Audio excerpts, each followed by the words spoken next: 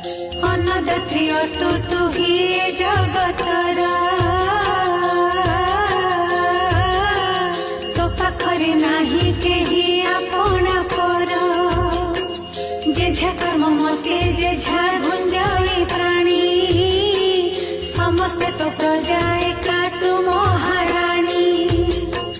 तते पूजा करे जे घरर नारी से घरटी होई जाए सरग पुरी तो पूजारे परिवेश